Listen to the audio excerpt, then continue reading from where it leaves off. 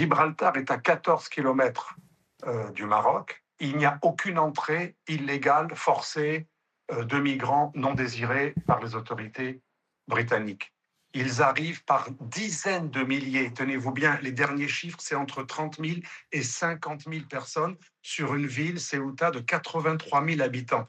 C'est-à-dire qu'on va dépasser les 50% si les chiffres maximaux sont réels, mais ils ont l'air de plus en plus sérieux. Mais minimum, c'est 30 000 personnes qui sont arrivées en quelques jours. Et ça continue. C'est-à-dire qu'il y a, en fait, moi je fais de la géopolitique, il y a une situation géopolitique absolument intense. C'est un conflit territorial entre le Maroc et l'Espagne.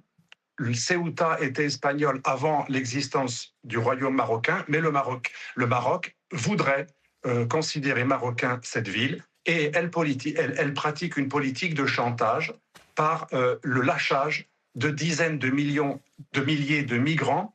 Je dis bien que c'est délibéré puisque le Maroc, vous savez qu'au Maroc, les services de sécurité sont très efficaces. Une mouche ne peut pas voler sans l'autorisation des services de sécurité et personne n'arrive à Gibraltar. Et ça veut dire qu'il y a deux problèmes. Le problème territorial de Ceuta, avec une guerre hybride que, c'est pas moi, ce sont les médias espagnols et le Partido Popular espagnol qui a employé ce terme extrêmement grave, une guerre hybride, dans une logique de chantage, comme en 2021 avec les îles Persiles.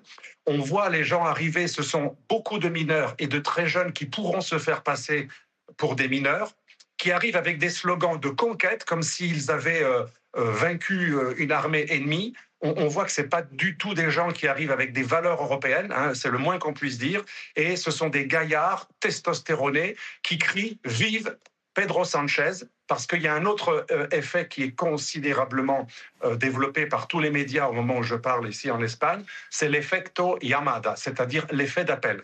Monsieur Pedro Sánchez a la politique la plus laxiste en matière de régularisation, et forcément, même s'il s'en défend, ça crée un effet d'appel, et il y a encore 5 kilomètres de fil, de queue, côté marocain, 5 kilomètres de gaillards qui veulent également profiter de ce vide, puisque Pedro Sánchez n'a toujours pas déclaré l'état d'urgence, et il envoie la police que pour aider à secourir et à rétablir la sécurité, mais aucunement pour renvoyer ces gens chez eux, alors que le tribunal des droits de l'homme de l'Union européenne, il y a plusieurs années, avait donné l'autorisation, quand il y a un franchissement illégal massif de groupes hostiles, il y a un droit au refoulement immédiat qui n'est pas appliqué. Et alors, vous avez raison, je reviens à votre question, c'est très dangereux pour le reste de l'Union européenne. Et d'ailleurs, Madame Meloni, qui est beaucoup plus vigilante que Monsieur Macron en France, Madame Meloni dit qu'elle va annuler les accords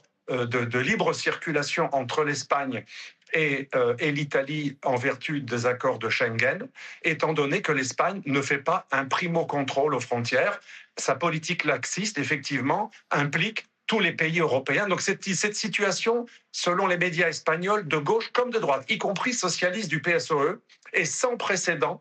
Même en 2021, la crise la plus terrible, on n'était pas au tiers des chiffres que je vous ai énoncés à l'instant.